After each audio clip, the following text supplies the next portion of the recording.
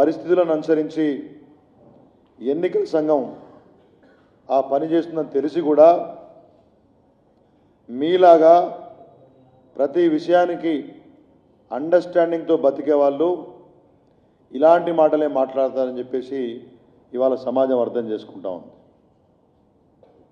ఆయన మాడుతూ ఉన్నాడు, PM CM కలిసి కుట్ర చేస్తూ ఉన్నారని చెప్పేసి.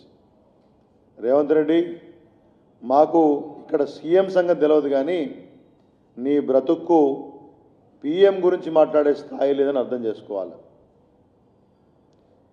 తెలంగాణ రాష్ట్రంలో రేవంత్ రెడ్డి అనే ఒక శాసనసభ్యుడు ఉన్నాడో లోడే కూడా తెలిసే అవకాశము మోదీ గారికి ఉండదు. కొన్ని వేల మంది శాసనసభ్యులు ఉన్నటువంటి యొక్క దేశంలో నీలాంటి టుమ్రీగాడు ఇక్కడ ఉన్నాడని, బ్లాక్మెయిల్ రాజకీయాలు చేస్తాడని, ఓటుకు నోట్లు పంచుతాడని తెలిసే అవకాశం పిఎం గారికి ఉందని చెప్పేసి అనుకుంటే అది నీ యొక్క అమాయకత్వానికి, దిగజారుడు మనస్తత్వానికి నిదర్శనం అర్థం చేసుకోవాలి. ఇవాళ ఏదో అయిపోతుంది, ఇక నా అంత తీస్మార్ఖాన్ లేడని కాంగ్రెస్ పార్టీలోకి వస్తే కాంగ్రెస్ పార్టీ వాళ్ళు రేవంత్ రెడ్డి యొక్క ఔకాత్ని, ఆయన స్థాయిని ఆయనకు తెలియజెప్పారు. ఇవాళ వరకు ఏం మాట్లాడినా కానీ ఏం పదవి ఇవ్వాల. కాబట్టి ఇప్పుడు ఎన్నికలలో ఏదో కమిటీలు ఇస్తారని చెప్పేసి అనుకుంటున్న సందర్భంలో నన్ను ఎక్కడ పూర్తిగా విస్మరిస్తారేమో అని చెప్పేసి భయానికి పెద్ద పెద్ద వాళ్ళ పేర్లు చెప్తే, నరేంద్ర మోడీ గారి పేరు చెప్తే, అమిత్ షా గారి పేరు చెప్తే కాంగ్రెస్ పార్టీ వాళ్ళు గుర్తిస్తారేమో, రాహుల్ గాంధీ గుర్తిస్తాడేమో అని చెప్పేసి పనికిమాలిన మాటలు మాడుతూ ఉన్నాడు, కథ చెప్తా ఉన్నాడు. అమిత్ షా గారంట మొన్న హైదరాబాద్కు వస్తే ఈయన పెద్ద తీస్మార్ఖాను, ఈయన గురించి కేసీఆర్ నమ్మకస్తులు వచ్చారంట. ఆ నమ్మకస్తుల్ని అమిత్ షా గారు అడిగారంట, ఇంకా రేవంత్ రెడ్డిని అరెస్ట్ చేయలేదని చెప్పేసి. కొద్దిగా మాట్లాడితే ఇంగిత జ్ఞానం ఉండి మాట్లాడాలా? అమిత్ షా గారు భారతీయ జనతా పార్టీ జాతీయ అధ్యక్షులు రేవంత్ రెడ్డి అరెస్ట్ చేశారా అని అడుగుతారా? సోయుడిని మాడుతున్నాడు అడుగుతా ఉన్నాను, బుద్ధుడిని మాడుతున్నాడు అడుగుతా ఉన్నాను, లేకపోతే స్పృహలో ఉండి మాడుతున్నావా ఇంకేదైనా అడుగుతా ఉన్నాను. నీ గురించి మాట్లాడే అవసరం అమిత్ షా గారికి ఉండదు. ఈ రకంగా పెద్ద పెద్ద వాళ్ళ పేర్లు చెప్పుకొని పేపర్లలో రాస్తారని చెప్పేసి మాట్లాడితే సరైన పద్ధతి కాదు అని నేను రేవంత్ రెడ్డి గారికి నేను చెప్పదలుచుకా ఉన్నాను. ఇవాళ రేవంత్ రెడ్డి కాంగ్రెస్ పార్టీలో ఒక ఐటమ్ సాంగ్ డాన్సర్గా, సినిమాల్లో మీరు ఐటమ్ సాంగ్లు ఉంటాయి, సడన్గా ఒకటి మూవీ సప్పకపోతుందంటే ఐటమ్ సాంగ్ ఉంటే కొద్దిసేపు జనాలు చూస్తారు. అట్లనే కాంగ్రెస్ పార్టీ వాళ్ళు ప్రచార కార్యక్రమాల్లో రేవంత్ రెడ్డిని ఐటమ్ సాంగ్లా వాడుకుంటున్నారు. కాబట్టి ఐటమ్ మాటలు మాడుతూ ఉన్నాడు, ఐటమ్ పేషీ మాటలు. కాబట్టి ఇట్లాంటి కథలు ఏమన్నా ఉంటే చందమామ పుస్తకాలకు పంపించుకో, లేకపోతే ఈ మధ్యకాలంలో చాలా టీవీ ఛానళ్ళు వచ్చాయి, వాళ్ళకి అక్కడక్కడ కంటెంట్ తక్కువైతే పనికొస్తాయని దాన్ని పంపించుకో. కానీ నిన్ను అరెస్ట్ చేశారా, నిన్నేమైనా వంగబెట్టారా, నిన్ను జైల్లో వేశారా, ఇవన్నీ వేరే వాళ్ళకి అవసరం లేదనే విషయం గుర్తుపెట్టుకోవాల్సిన అవసరం రేవంత్ రెడ్డి గారు అర్థం చేసుకోవాలి.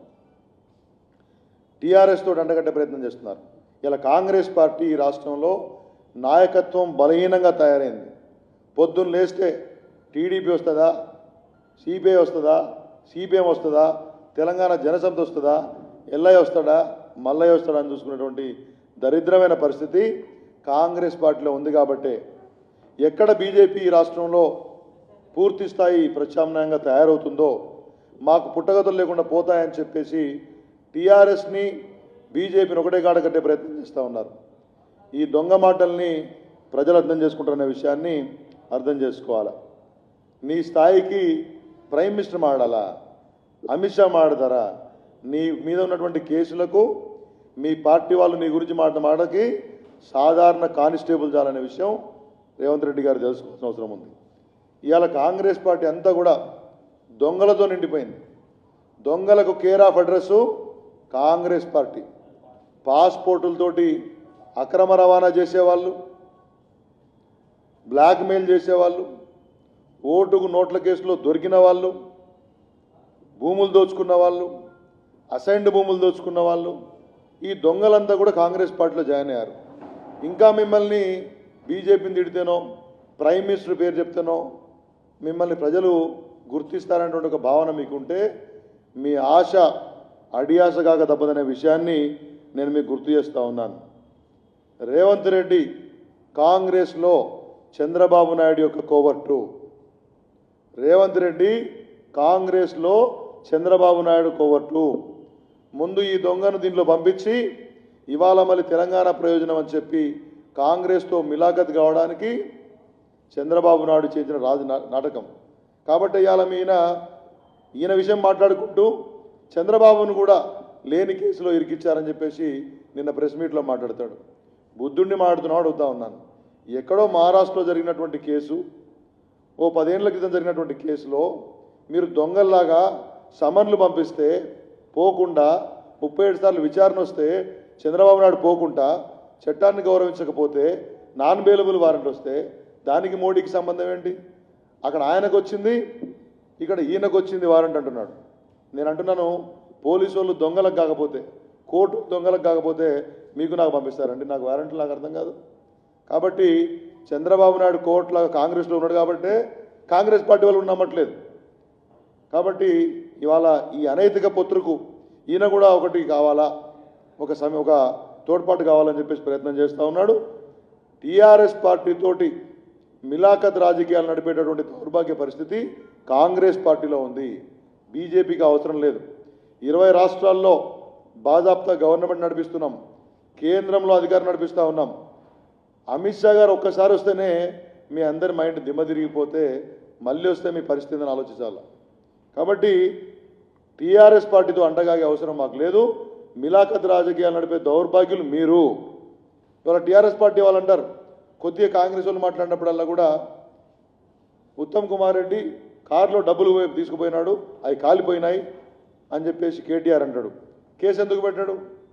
హౌసింగ్ స్కామ్ చేశారు మీరు, ఇందిరమ్మ ఇండ్లు బిల్లు దొబ్బారు, మీ మీద కేసులు పెడతాం, జైల్లో వేస్తామంటాం. కేసు ఎప్పుడైనా పెట్టారా టీఆర్ఎస్ పార్టీ వాళ్ళు? పొన్నాల లక్ష్మయ్య జనగాం దగ్గర అసెండ్ భూములు దోచుకున్నారని చెప్పేసి మాట్లాడతారు టీఆర్ఎస్ పార్టీ వాళ్ళు. కేసులు పెట్టారా? కేసు ముందుకు తీసుకుపోయారా? ఒక్క కేసులోనైనా కాంగ్రెస్ వాళ్ళ మీద పెట్టారా? కాబట్టి మరి మిలాఖత్ రాజకీయాలు మీరు చేస్తున్నట్ట, మేము చేస్తున్నట్ట? ఈ విషయం రేవంత్ రెడ్డి చెప్పాలా, మిగతా వాళ్ళు చెప్పాలా? కాబట్టి హైదరాబాద్లో ఎన్నికలు జరుగుతాయి. ఎన్నికలకు సరిగ్గా ముందు జానారెడ్డి గారు పోతారు, 5 రూపాయల అన్నం బ్రహ్మాండంగా ఉందంటారు. దీన్ని మిలాఖత్ రాజకీయం అంటారా? ఇంకా దేన్ని అంటారు? కాబట్టి మిలాఖత్ రాజకీయాలు, దొంగచాటు రాజకీయాలు, తెర వెనుక రాజకీయాలు జరిపే దుర్మార్గులు, చౌకబారు మనుషులు మీరు. బీజేపీకి అవసరం లేదు. పదే పదే ఈ మాట అంటే మీ పరిస్థితి ఇంకా దిగజారిపోతుందనే విషయాన్ని మీరు అర్థం చేసుకోవాల్సిన ఉంది. ఇవాళ నిన్న తెలంగాణ విమోచన దినోత్సవం సందర్భంగా మన రాష్ట్ర హోంశాఖ మంత్రి ఆయన మాట్లాడాడు. ఏం మాట్లాడాడు? అమిత్ షా గారు షో మాస్టర్ అంట. ఎన్నికలు అయ్యాయి కాబట్టి ప్రత్యక్షమయ్యాడంట. నీలాగా ఏమైనా పని పాట లేకుండా తిరుగుతా అనుకుంటున్నారా? జాతీయ అధ్యక్షుడు అంటే 30 రాష్ట్రాలకు జాతీయ అధ్యక్షుడు, రకరకాల ఎన్నికలప్పుడు ప్రత్యక్షమైన మాట్లాడడం ఏంటి? బఫూన్ మాటలు మాట్లాడదని చెప్పేసి నరసింహారెడ్డి గారిని నేను కోరుతా ఉన్నాను. మీరు హోంశాఖ మంత్రిగా ఉండి కానిస్టేబుల్ను కూడా ట్రాన్స్ఫర్ చేసే అధికారాలను మీరు ఇలా కేసీఆర్కి తెలంగాణ భవన్లో జెండాలు ఎగరేసే మంత్రిగా పనికొస్తున్నారు తప్పితే మీరు దేనికి పనికిరాన్న విషయాన్ని గుర్తుపెట్టుకోవాలా. తెలంగాణ విమోచన దినోత్సవానికి కేసీఆర్కు శాతకాక రాకపోతే తెలంగాణ భవన్లో జెండాలు ఎగరడం తప్పితే ఈ రాష్ట్రంలో 4 సంవత్సరాలుగా నాయన నరసింహారెడ్డి గారు హోంమంత్రిగా ఏం చేశాడో ప్రజలకు చెప్పాలా. తెలంగాణ ఉద్యమంలో బీజేపీ ఎక్కడా అని ప్రశ్నించాడు నిన్న. నీకు కండ్లుండుంటే, ఇంగిత జ్ఞానం ఉండుంటే నీకున్న ఎంపీల సంఖ్య ఎంత? తెలంగాణ ఉద్యమంలో మాకున్న ఎంపీల సంఖ్య ఎంత? అప్పుడు ఈ రాష్ట్రంలో ఒక్క ఎంపీ కూడా లేకపోతే ఎన్డీఏ తరఫున 165 మంది ఎంపీలను తెలంగాణ బిల్లుకు అనుకూలంగా ఓటేయించి పాస్ చేయించినటువంటి ఘనత బీజేపీది. అది కాకుండా పనికిరాని మాటలు మాట్లాడడం అనేది తగదని నాయన నరసింహారెడ్డి గారు గుర్తు తెచ్చుకోవాలి. కిషన్ రెడ్డి గారు రాజీనామా చేయకుండా పారిపోయాడని చెప్తున్నాడు. నాయన నరసింహారెడ్డి గారు బుద్ధున్న మాటలు మాట్లాడండి. మేము ఆ రోజు రాజీనామా చేసే అవసరం లేకుండే మీరు ఆంధ్రోలకు అమ్ముడుపోయి సకల జనుల సమ్మెను నీరుగారిస్తే తెలంగాణ పౌరు యాత్ర పేరుతోటి తెలంగాణ మొత్తము 22 రోజులు ఆ చివరి నుంచి చివరకు తిరిగి తెలంగాణ ఉద్యమాన్ని సజీవంగా నిలిచోబెట్టినటువంటి ఘనత మా నాయకుడు కిషన్ రెడ్డి గారిది. ఒక్క ఎంపీ లేకున్నా కానీ మొత్తం బీజేపీ నాయకత్వాన్ని తెలంగాణ ఏర్పాటుకు అనుకూలంగా ఒప్పించిన ఘనత కిషన్ రెడ్డి గారిది. ఉమ్మడి రాష్ట్రంలో ఆంధ్ర ప్రాంతంలో తెలంగాణను వ్యతిరేకించే వాళ్ళు బీజేపీ నాయకుల మీద దాడి చేస్తే కూడా క్రమశిక్షణ తప్పకుండా వాళ్ళను కూడా ఒప్పించి ఒక్క మాట కూడా పార్టీలో వ్యతిరేకంగా మాట్లాడకుండా తెలంగాణ తెచ్చినటువంటి ఘనత కిషన్ రెడ్డి గారిది. బిల్లు పార్లమెంట్లో పెట్టిన తర్వాత అక్కడక్కడ చిన్న అపస్వరాలు ఉంటే ఆ రోజు నిరాహార దీక్ష కూర్చొని బిల్లు పాస్ అయిన తర్వాతనే దీక్ష విడిచి తెలంగాణ తెచ్చినటువంటి ఘనత కిషన్ రెడ్డి గారిది. కిషన్ రెడ్డి గారిని అనేటటువంటి స్థాయి వ్యవహారం నీకు లేదనే విషయాన్ని నాయన నరసింహారెడ్డి గుర్తుపెట్టుకోవాలా. 3 సార్లు అంబర్పేటలో గెలిచి 14 సంవత్సరాలుగా ఒక్క అవినీతి మరక లేకుండా ప్రజల మనిషిగా పేరుగాంచినటువంటి కిషన్ రెడ్డి ఎక్కడ, నామినేటెడ్ పోస్టులో మంత్రి అయినటువంటి నువ్వెక్కడ, ఒకసారి నీ పరిస్థితి తెలుసుకోవాలా. కేసీఆర్ గారి దగ్గర నీ పరిస్థితి ఏందనేది మొన్న వచ్చినటువంటి టికెట్లో తెలిసిపోయింది. నీ అల్లుడికి టికెట్ తెచ్చుకోలేని నువ్వు కిషన్ రెడ్డి గారి గురించి బీజేపీ గారి గురించి మాట్లాడితే ప్రజలు నవ్వుకుంటారనే విషయాన్ని హోంమంత్రి గారు గుర్తుపెట్టుకోవాలా. ప్రజలు చనిపోతే పోవు, యాక్సిడెంట్లు అయితే పోవు, హోంశాఖ వ్యవహారాలు నీకు తెలియవు. నువ్వు హోంశాఖ మంత్రి, మళ్ళీ దానికి నీకు ఒక 3 కార్లు, వెనక 3 కార్లు, ముందు 3 కార్లు, స్థాయి తెలుసుకొని మాడమని చెప్పి అడుగుతా ఉన్నాను. ఇవాళ నిన్న నేను చూశాను, శ్రీనివాస్ గౌడ్ అని ఉన్నాడు. ఆయన ఇప్పుడు ఎమ్మెల్యే, ఉద్యోగుల సంఘానికి ఆయనే, లారీల సంఘానికి ఆయనే, ఇంకా పనికిమాలిన సంఘం ఏమైనా ఉంటే దానికి కూడా అధ్యక్షుడు ఆయనే. సిపిఎస్ గురించి మాట్లాడతాడు, కాంట్రిబ్యూటరీ పెన్షన్ స్కీమ్ గురించి మాట్లాడతాడు. బుద్ధుడిని మాట్లాడుతూ అడుగుతా ఉన్నాను నేను. అసలు అసోసియేషన్లో వాళ్ళని ఇంకా పెట్టుకోవడం ఏంటో, వాళ్ళ దౌర్భాగ్యం ఏంటో నాకు అర్థం కావట్లేదు. ఏం మాడతావా? చదువుకొని మాడతావా? చదువుకోకుండా మాడతావా? కనీసం నీ ఆఫీసర్లే రిజల్యూషన్ పాస్ చేసిన విషయాన్ని చదువుకొని మాడతామని అడుగుతా ఉన్నాను. నాకు తెలిసి ఆయన డిప్యూటీ కమిషనర్ ఏదో పనిచేశాడు, మధ్యలో ఒకసారి ఏసీబీ దొరికినా తెలుసు. కానీ కనీసం ఆయన చదువుకొని వచ్చి మాడదాం అడుగుతున్నాను. మీకు రాష్ట్ర ప్రభుత్వంగా సిపిఎస్ని వ్యతిరేకించే అవకాశం ఉండే, మీరు దాంట్లో చేరారు. ఇవాళ ఈ రాష్ట్రంలో ఉద్యోగులు చేసిన డిమాండ్ అనుసరించి మా లక్ష్మణ్ గారు చెప్పారు, మేము అధికారంలోకి వస్తే దాన్ని రద్దు చేస్తామని చెప్పారు. అది కాకుండా మీ చేతకంతనాన్ని బయట పెట్టుకునే విధంగా వీళ్ళు ఇట్లా మాడుతున్నారు, వాళ్ళు అట్లా మాడుతున్నారు. ఎవరేం చేస్తే నీకెందుకు? నీకు ఉద్యోగుల పట్ల ప్రేమ ఉంటే, నువ్వు ఉద్యోగ సంఘాల నాయకుడు అయితే మీ నాయకుడితో దాన్ని రద్దు చేయించు. ఈ మాటలన్నీ ఎందుకు పనికిమాలిన మాట? కాబట్టి ఇట్లాంటి వాళ్ళు ఏదో కేసీఆర్ మెప్పు పొందడం కోసము అబద్ధాలు మాట్లాడితే ఉద్యోగులు సహించరు.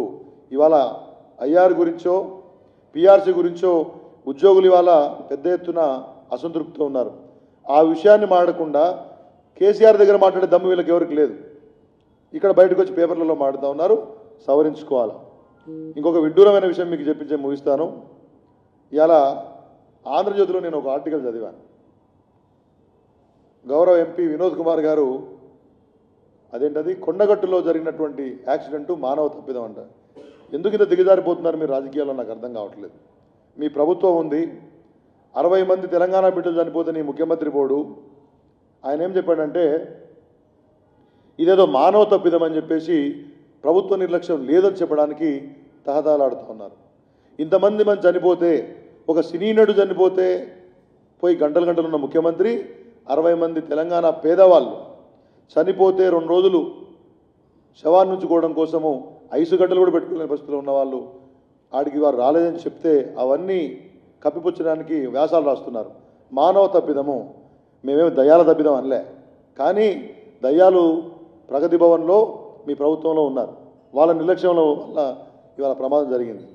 రోడ్ సేఫ్టీ అథారిటీని పదును పెట్టాలంట. రోడ్ సేఫ్టీ అథారిటీ నీకు కూడా ఉన్నాడు కదా, దానికి ఒక డీజీ ఉన్నాడు కదా. రోడ్ సేఫ్టీ అథారిటీని లూప్ లైన్లో పెట్టి అధికారులను పెట్టేటటువంటి ఒక కేంద్రంగా మార్చారు. దాన్ని పదును చేస్తే మేము వద్దన్నామా? దాన్ని పదును చేయాలా? కేంద్రం రోడ్ సేఫ్టీ బిల్లును తొందరగా పాస్ చేయాలా? కేంద్రం రోడ్ సేఫ్టీ బిల్లును తొందరగా పాస్ చేయడానికి ఈ రాష్ట్రంలో ఒక ఆర్టీసీ బస్సును 100 మందితో నింపడానికి ఏమైనా సంబంధం ఉందా? కనీసం తెలివిని మాడుతున్నారా? ఎవరిని కప్పిపుచ్చడానికి మాడుతూ ఉన్నారు? ఇది పూర్తిగా ఈ రాష్ట్ర ప్రభుత్వం యొక్క నిర్లక్ష్యము, ఆర్టీసీ ఉన్నతాధికారుల నిర్లక్ష్యము. దాన్ని కప్పిపుచ్చడం కోసం ఇవాళ ఇటువంటి మాటలు మాట్లాడుతూ ఉన్నారు. ఇది సరైన పద్ధతి కాదని చెప్పేసి వినోద్ కుమార్ గారు చెప్తారు. ఆయన కొద్దిగా టీఆర్ఎస్ పార్టీలో కాస్తంత పద్ధతిగా మాట్లాడే వ్యక్తి. ఆయన కూడా ఇటువంటి రాతలు రాయడం అనేది సరైన పద్ధతి కాదు. దానికి ఖచ్చితంగా తెలంగాణ రాష్ట్ర ప్రభుత్వం అందే బాధ్యత. కాబట్టి ఇటువంటి మాటలు మాట్లాడకూడదని చెప్పేసి కోరుతూ, కాంగ్రెస్ వాళ్ళు ఇప్పటికైనా కానీ ఫైనల్గా మరొకసారి టీఆర్ఎస్కు బీజేపీకి సంబంధాలు ఉన్నాయి, అండర్స్టాండింగ్ ఉన్నాయన్నటువంటి చిల్లర మాటలు మాట్లాడడం బంద్ చేస్తే మంచిదని చెప్పేసి హెచ్చరిస్తూ ముగిస్తాం.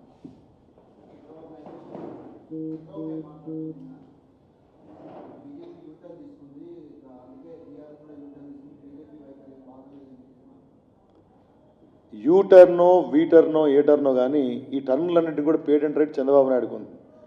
ఆయన్ని ఆంధ్రప్రదేశ్లో అందరూ ఎవరు కూడా చిన్నపిల్లలకి చంద్రబాబు నాయుడు అని చెప్తే ఎవరు నమ్మట్లే, ఎవరు గుర్తుపట్టలేదు. యూటర్న్ అంగులు వస్తున్నాడు, యూటర్న్ అంగులు వస్తున్నాడు అంటే అందరూ గుర్తుపడుతూ ఉన్నారు. యూటర్న్ తీసుకున్నా ఏ టర్న్ తీసుకున్నా చంద్రబాబు నాయుడికే సాధ్యం. ఇక్కడ మేము ఏ టర్న్ తీసుకోలేదు. మా టర్న్ స్ట్రైట్ రోడ్. ముందు నుంచి కూడా టీఆర్ఎస్ పార్టీకి వ్యతిరేకంగానే పోరాటం చేస్తూ ఉన్నాం. టీఆర్ఎస్ పార్టీ అవకతవకల మీద పోరాటం చేశాం. ఈ ఎన్నికల్లో కూడా టీఆర్ఎస్ పార్టీనే మాకు ఇక్కడ ప్రధాన ప్రత్యర్థి.